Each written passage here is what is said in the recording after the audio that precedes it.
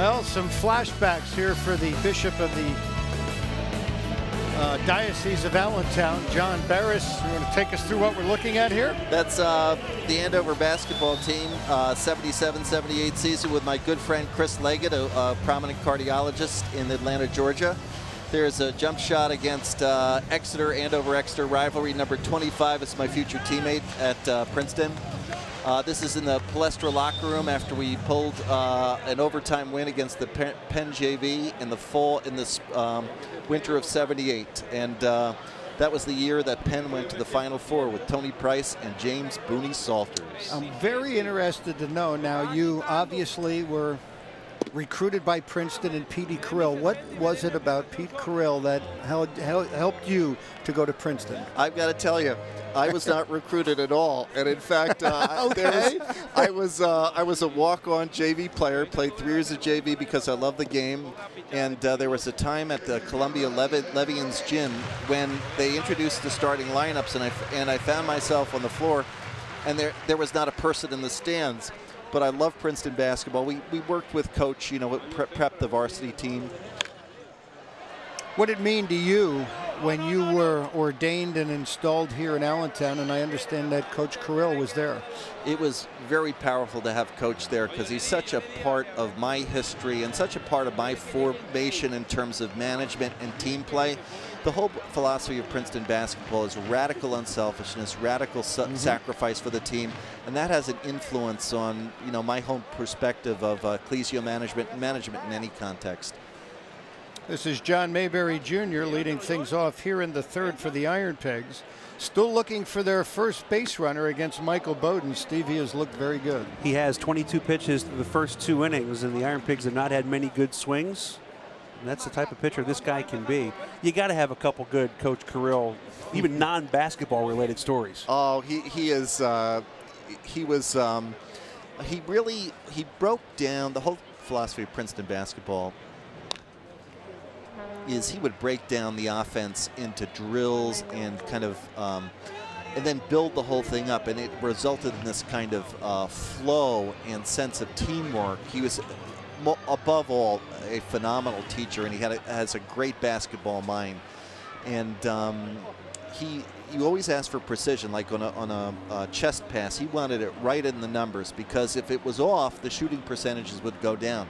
His attention to detail was unbelievable, and he was tough in the best sense. He was demanding, and he brought out the best in his players. Are you surprised he has stayed in the game as long as he has?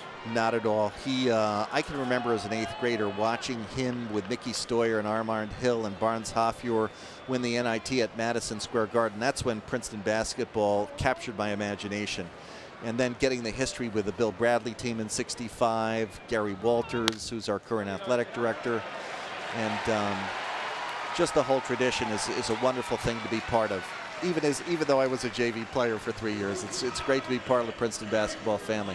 And of course, a key part of that family is President Chris Tomford of Moravian College. Moravian College, correct.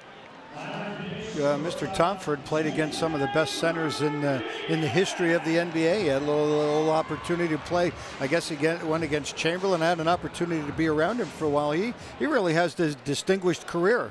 The great Chris Tomford story, when we went to February 21st of last winter to the Dartmouth game for the dedication of Carrill Court,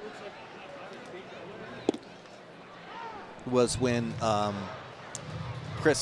President Tomford tells the story of, he was an aspiring Lutheran minister, Princeton basketball's Eric Little of Chariots of Fire, and he was playing very poorly in the first half of a game, and he knows he's going to get it at halftime with Coach Carrill, and so, Coach Carrill knew just what buttons to push with which players and personalities. So he said, "Chris, how can you believe in God and play like that?" So it was just perfect. It was I actually told that story at my remarks, and it was a lot of fun. But I said to Chris, in my remarks, that together with the whole Princeton basketball philosophy, we want to have a kind of teamwork in terms of building ecumenical and interreligious bonds in the community. And if Eddie Jordan could use Princeton basketball in the NBA, we could use it here in the Diocese of Allentown. All right, there's a missed play by Brian Anderson in center field. He never saw that ball off the bat of J.J. Fermaniac. And a break for the Iron Pigs now with 2 on. Here in the third, John Mayberry Jr. up to second. J.J. Fermaniak with that single. But Anderson, Steve, never picked this one up off the bat. We're at the twilight time right now. The ball's somewhere over in here. Anderson does not see it off the bat, and he has not played here this year. So some unfamiliar territory and a big break for the Iron Pigs, who couldn't get any base runners. And I'm going to give the Bishop all the credit. First and second, nobody out. He may be here a lot longer than he wants to be. Here is Tuffy Goswitch, the catcher. First 2 base runners of the ball game for the Iron Pigs.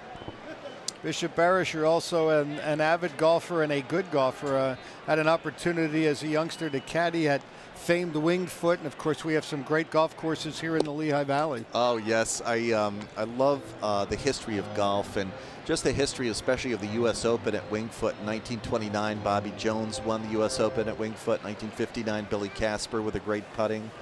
I was in 8th grade and caddying in 1974 when Hale Irwin won it at +7. They called it the Massacre at Winged Foot, Dick Schaap's book. But caddying was a great kind of human nature experience for a young boy too, because you see over 4 hours every dimension of the human personality, you know, and you also how you were treated. You know, just there were people who were just they treated you like you were their grandson, and so you learn a lot in those situations. And a good player in your own right as well, I understand. Decently, I probably shoot anything from a late 80 to not breaking 100, you know, depending. But I obviously these days I don't get a chance to play as much as I'd like, but I do love the game.